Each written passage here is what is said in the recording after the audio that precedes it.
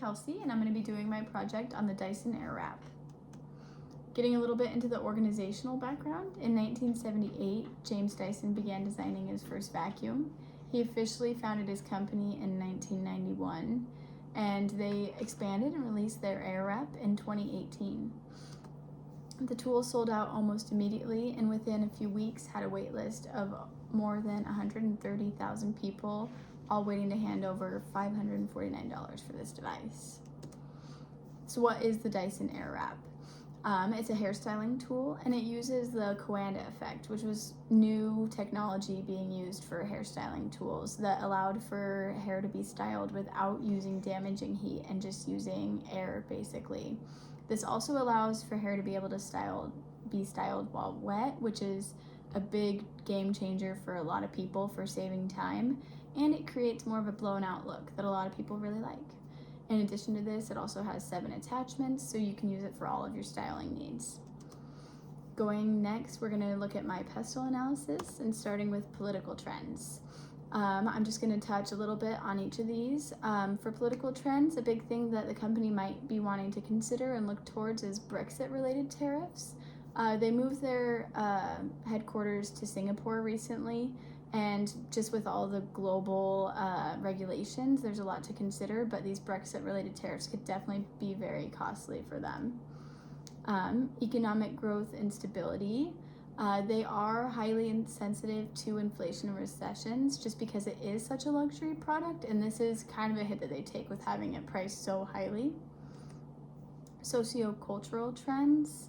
A lot of people right now are shifting towards healthier hair routines, figuring out how they can take care of themselves, do things properly, and it is also kind of trendy to be doing that right now, so this is definitely working in their favor. Technological advancements are definitely something on their mind. They have weekly R&D investments of around $9 million, which is really at the forefront of their brand. If you go to their website, they talk about it a lot. Their thing is truly innovation. They want to be on the next big things. Environmental factors are definitely something they consider. That's kind of the way the world's going right now, and they're gonna honestly need to get more on that because they have a lot of room for growth right now. They do on their website say that they reduce waste, they repurpose old buildings when they create new warehouses and manufacturing facilities, and that they support circular farming systems. But a lot of people are, critiquing them and saying that there's a lot of room for improvement, and that's definitely something that they'll need to be considering in the next, few years here. Legal and regulatory issues. They do have a lot of global regulations that they need to be considering. There's a lot of complications that can come up with doing global business, especially they were initially headquartered in England and now moving to Singapore. There's a lot of complications with that. Looking at my SWOT analysis, I'm just kind of going to quickly move through this. A big thing that they have working for them right now is the first mover advantage, because they were the first person to use the Coanda effect for a hairstyling tool. They really did get decent advantage from that. A weakness that they have is their really high price point. It's definitely working against them. They do have an opportunity to expand if they were to create some new innovations that could kind of cater towards curly and coily hair as well. And there are definitely some economic factors that they need to work with because they are kind of a luxury product. Looking at my SB7 framework, starting with this, so the problem that they would be facing would be trying to find a product that meets all their needs, right? So something that gets the look that they want, doesn't damage their hair, saves them time. These are all boxes that it's able to check. And they meet the guide, which in this situation would be Dyson. The plan that they would be given is Dyson giving them, the product, how to use the tool. If they follow these steps, they'll be able to accomplish it. The call to action in this situation would be purchasing the product.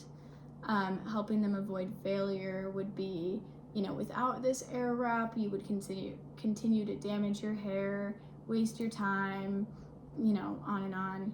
And then ending success is, finally achieving that look that you want, in the way that you want, in the time frame that you want, and kind of checking all those boxes. My one-liner is, for those tired of choosing between time, style, and hair health, the Dyson Airwrap is the all-in-one solution that achieves all of your goals and creates stunning and damage-free styles faster than ever. And then lastly, just getting into my website content recommendations. What I really wanted to focus on for this was strengthening Dyson's story through real customer experiences. I feel that creating more of a narrative on their website would be really helpful, and really I actually did like their website a lot, but I just felt this was an improvement that they could make. I thought that they could do this by kind of incorporating their customer into their narrative more, highlighting the frustrations that they might have, because a lot of people might relate to that. Thought they could also use customer testimonials and before and after pictures more that could really showcase real results, show people what they might be looking at if they were to purchase the product.